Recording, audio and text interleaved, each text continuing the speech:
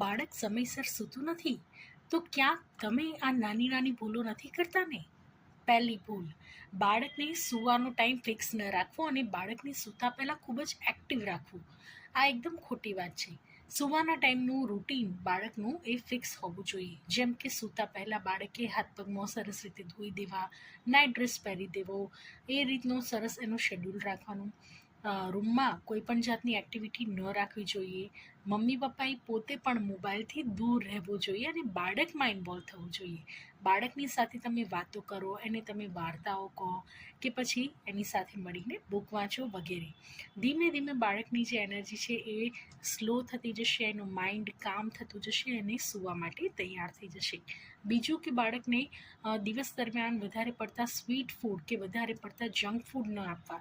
આજકાલ ઘણી બધી મમ્મીઓ આ ભૂલ કરતી હોય છે અને બાળકોને જંક ફૂડની આદત પડી જતી હોય છે, જેથી